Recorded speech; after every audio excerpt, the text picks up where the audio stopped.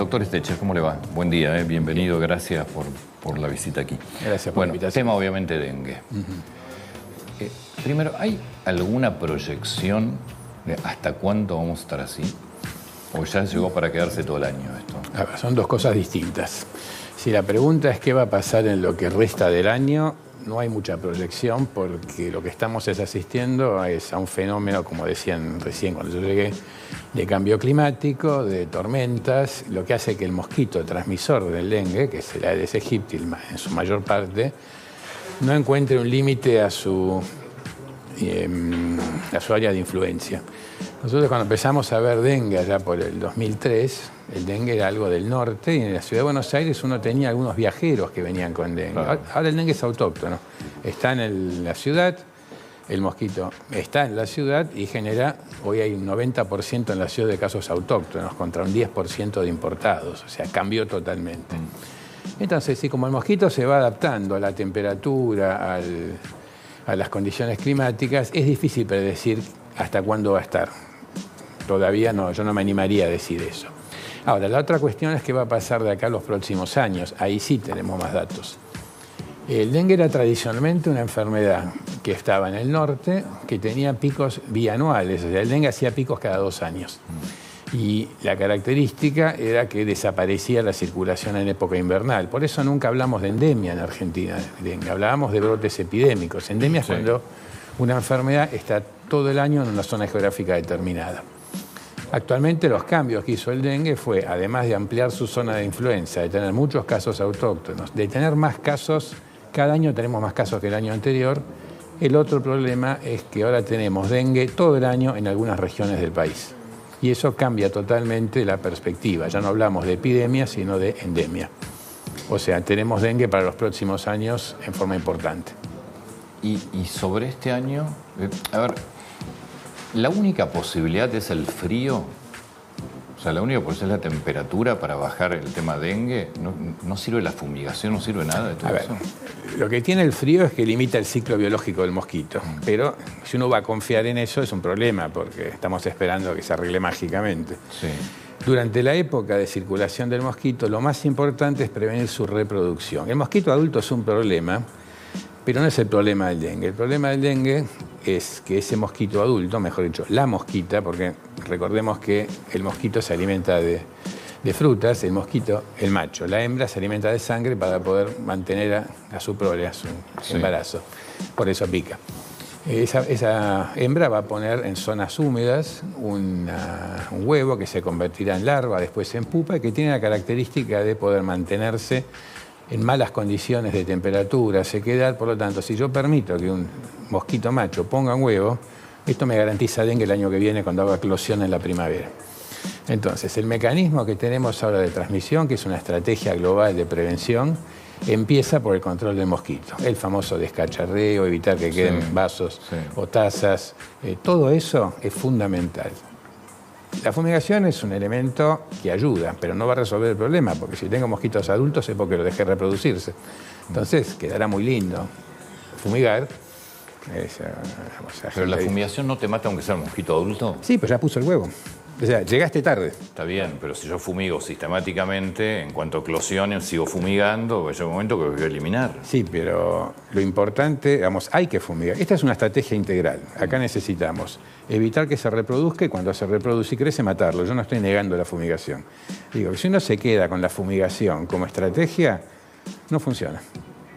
Así fumigue con continuidad. No, porque esos mosquitos están. Además, la fumigación, como ustedes ven, ¿dónde se hace? En plazas, en parques. Sí. El mosquito es domiciliario. ¿Quién fumiga dentro de mi casa?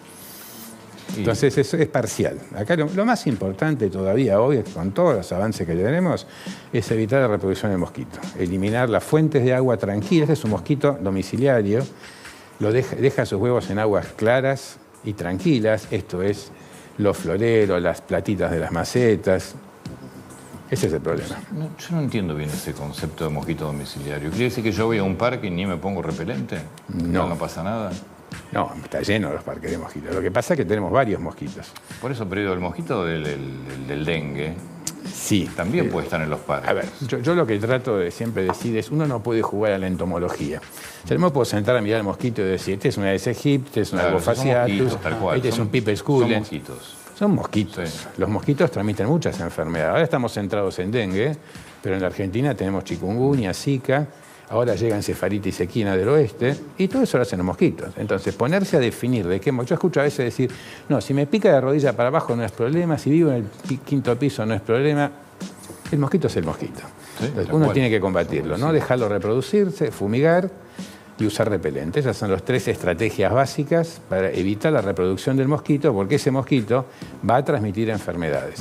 Dengue, la que más conocemos, chikungunya, Zika, fiebre amarilla. Fiebre amarilla la tenemos, por suerte no tenemos brotes autóctonos. Fiebre amarilla lo tenemos en la frontera con Brasil. Sí. En el calendario nacional de vacunación, los niños nacidos en la frontera con Brasil, Misiones, Formosa, reciben una vacuna de fiebre amarilla al año de vida, porque están en una zona de riesgo. Sí. Ahora, la persona que contrae dengue, ¿no? Nosotros ya entendimos cuáles son los síntomas, cómo podemos hacer para bajar la cantidad, porque que no se incuben los huevos. Pero ¿qué es lo que pasa después? Y además, ¿qué es lo que pasa con el rango etario? Porque vos estás mirando hoy la cantidad de muertes y vos ves que son personas jóvenes. Sí. Entonces, ¿qué secuelas puede dejar en el cuerpo y qué rango etario está más expuesto a una situación peor, ¿no? Ahí hay que revisar los datos epidemiológicos. No es lo mismo Brasil que Argentina, por ejemplo. En Argentina no tenemos un rango etario porque se reparte, por ejemplo, los casos de fallecidos, que es lo que uno mira mucho, que son 129 hasta ahora, se dan en todas las edades, niños, adolescentes y adultos. Brasil lo tiene más concentrado en la franja de niños. Son variables epidemiológicas que tienen que ver con cómo circula el dengue, en qué situación, en qué zona están. No todos los países son iguales. Las curvas, por ejemplo, nosotros tenemos hasta ahora, esto lo repiten por todos lados, 185.000 casos de dengue con 129 muertos. Una tasa de mortalidad de 0,07. Yo no estoy despreciando ninguna mortalidad. Pongo en contexto un número. En Brasil tuvieron hasta ahora 1 millón de casos con 1.000 muertos. Es un programa proporcional. Pero además el tema es en qué grupos. Por eso las estrategias van cambiando. Hoy en la Argentina yo no podría decir que hay un grupo que más se afecta. El otro tema con dengue es, ¿el dengue deja secuela? No. El dengue cura sin secuela o en los casos que hace dengue grave, el viejo dengue hemorrágico, puede producir fallecimiento. Pero no es una enfermedad que deje secuelas. Pero no es como el COVID, porque hay gente que tuvo dengue, salió del dengue y sin embargo se sigue sintiendo mal con el correr del tiempo. Y cosa que no se sentía como antes. Porque la recuperación no es rápida. El dengue tiene un ciclo muy bien definido, que es primero, el dengue tiene una incubación de 15 días. O sea, si me pica el mosquito, tengo hasta 15 días para desarrollar el dengue.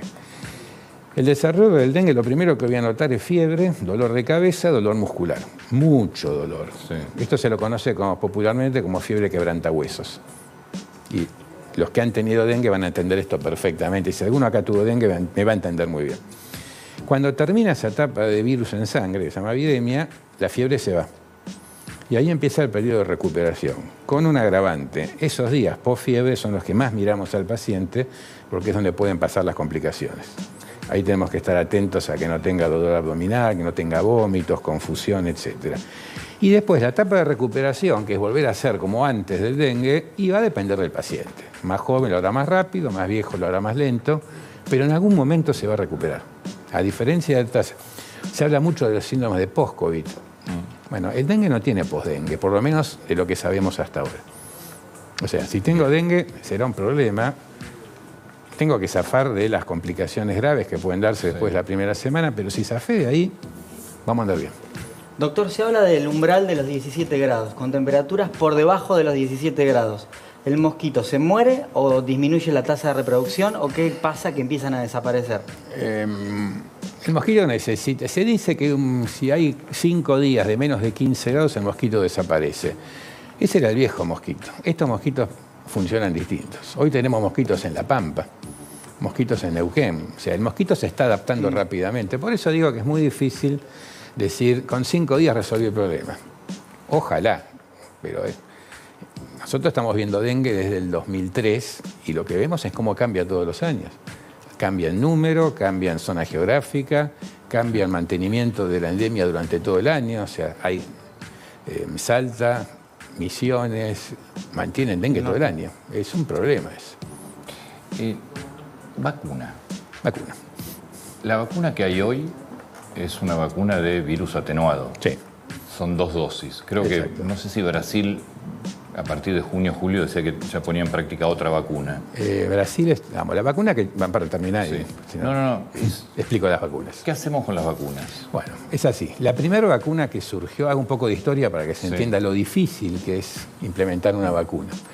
La primera vacuna que tuvimos, una vacuna de nombre comercial Dengvaxia, del laboratorio Sanofi, vino haciendo el boom, pero tenía un problema. Acá hay un problema con el dengue, que antes que me pregunten qué pasa si me pica de vuelta el mosquito, Sí. me adelanto. Igual ya escuchamos tanto de eso. Bueno, vamos. La segunda picadura que yo me muero es un mito con base científica, definámosla así. Bien. Hay 4 serotipos de dengue, 1, 2, 3, 4, en un alarde de imaginación, Sí. lo llamaron así. La inmunidad que deja el dengue 1, por ejemplo, no es... Si ustedes se vacunan contra sarampión, no van a tener sarampión, olvídense.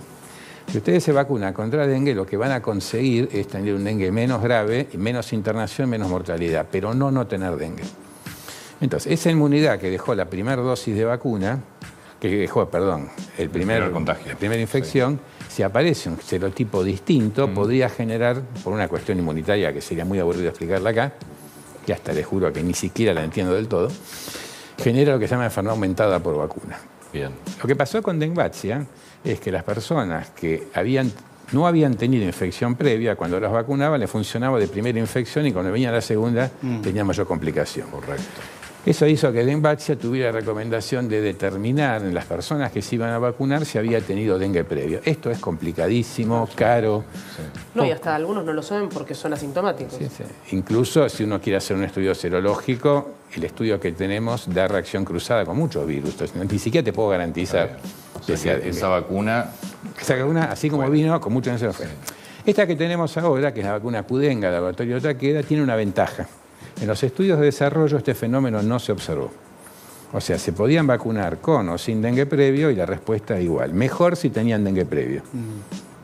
De ahí pero no les iba peor. O sea, lo más cuando uno desarrolla una vacuna en un estudio fase 3, los estudios fase 3 son algo del cual nosotros le explicábamos a los medios que se trataba y a partir de COVID lo leen los taxistas, los periodistas. Muy divertido.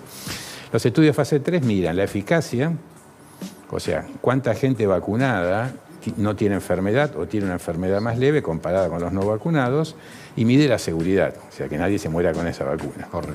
Una vez que se aprueba esa, la vacuna sale al mercado y se empieza a usar no en 5.000, 7.000, 10.000 personas, que es lo que es un estudio fase 3, sino en millones de personas. Y a uno ve cosas que no había visto antes, porque la frecuencia de un evento no es la misma.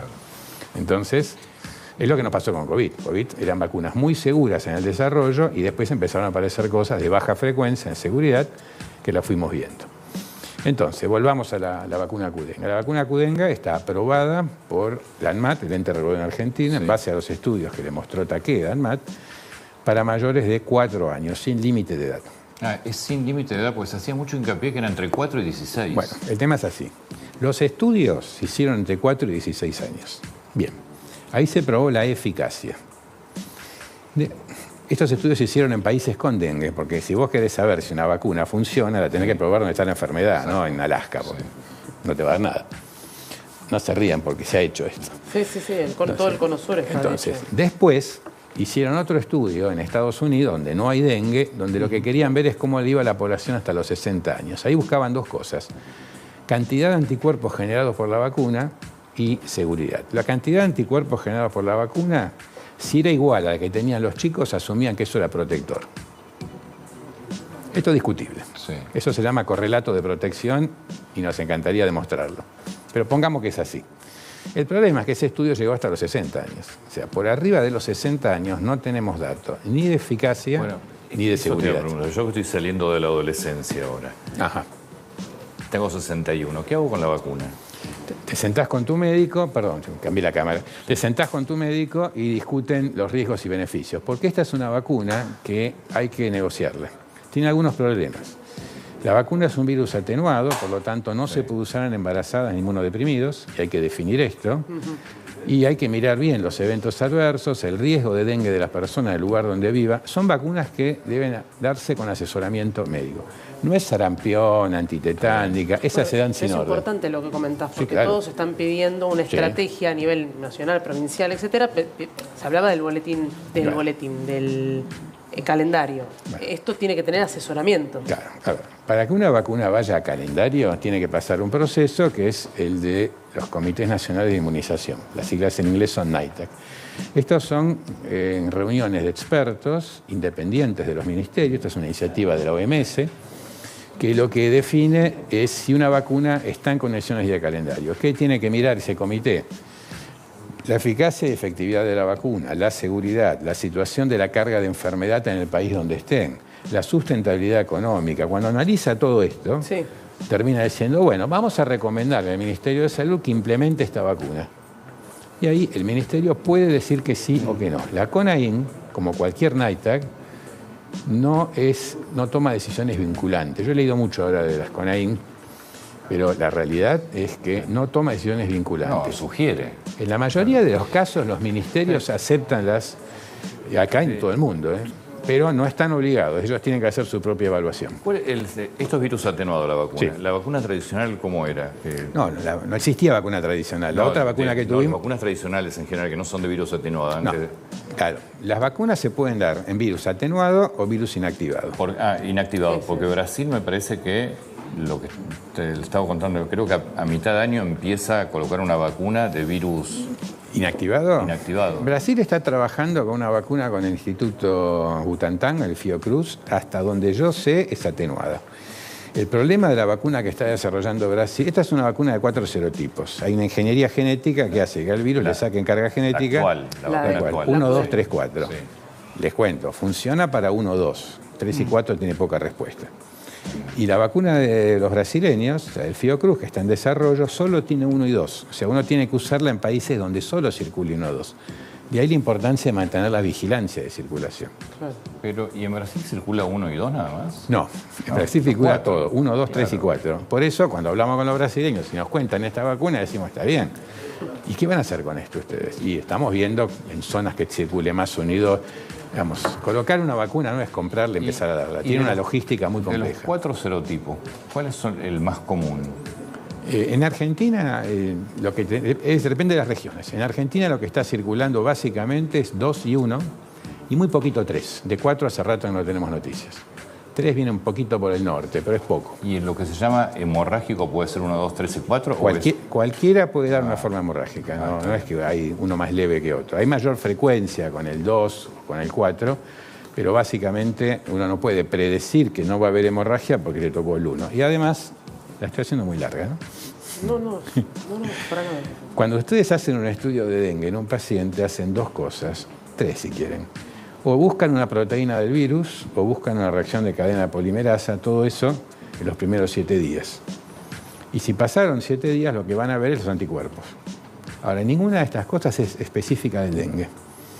Los métodos comerciales que tenemos nos dicen dengue, bien, pero no sabemos qué dengue es. Para hacer eso hay que mandarlo al laboratorio de referencia que está en Pergaminos, el laboratorio Maistegui, que lo que hace el laboratorio Maistegui es analiza muestras de lugares determinados, eso se llama vigilancia, para conocer qué tipo de circulación hay. Pero si alguno de ustedes tiene dengue, va a un sanatorio, le van a decir, ¿es dengue o no es dengue? Pero no le van a decir qué serotipo es. Ahora, tenemos algunas limitaciones. Ya te dejamos en paz. No, por favor. Digo, por lo visto... acá no tenemos mucha más alternativa. O se avanza con la vacuna o vamos a estar viviendo con repelente, que por otro lado no hay. Bueno, este es otro tema, que es cómo enfrenta el país una epidemia de esta magnitud. En general, lo que uno tiene que hacer es tener un Estado fuerte en salud pública. La pregunta es, ¿tenemos un Estado fuerte en salud pública? Yo hoy a la mañana pedí que por lo menos diera una señal de vida al ministro, porque no sé dónde está. Bueno, hace poco teníamos una pauta publicitaria, discutible o no, pero uno veía carteles contra dengue por todos lados. Hay campañas que tenés que hacer o hacer. Hoy no se ve nada. La vacuna, yo quiero aclarar una cosa, la vacuna es una parte de la estrategia, pero a diferencia de la vacuna de sarampión y polio, donde es toda la estrategia, en esa parte, porque sarampión y polio lo que logran cuando alguien se vacuna es que no tenga más virus. Claro. Esta lo que logra es que tenga menos cuadros graves, o sea, no tiene lo que se conoce efecto de bloqueo. Entonces, si usamos vacuna solo, no conseguimos nada. Tal cual. Es descacharreo, control del vector y vacuna. Y la vacuna habrá que aplicarla en los lugares donde realmente valga la pena. Sí. Y después no sé con qué si no tenemos repelente. Ese es otro tema. Es un tema muy complejo porque yo Sí. lo que he visto ahora es repelentes a 60.000 pesos. 80 y pico hemos visto hoy en páginas. Una estafa, un eso robo lo- normal. Bueno, algunos dicen que es la ley de mercado. Pero bueno, No, esto pasó toda la vida, más Sí, allá de sí, la ley del claro. mercado. Lo que pasa es que dicen las empresas, creo que Johnson es la principal, que esto los agarró completamente desprevenidos, que no esperaban semejante pico de demanda. bueno, la epidemia de dengue es previsible. Sabíamos que iba a pasar esto. La empresa Exactamente. seguramente Y que año a podía... año los casos aumentan. Y en la todo empresa- caso abran la importación, muchos empiezan a traer de afuera. Sí debe haber en otros países. Seguramente. Lo que repelentes. pasa es que Johnson es casi monopolio de los Es repelentes. monopólica casi. Es el dueño de todos los repelentes Sí, que sí. ustedes ven por ahí. Todas las marcas es de ellos.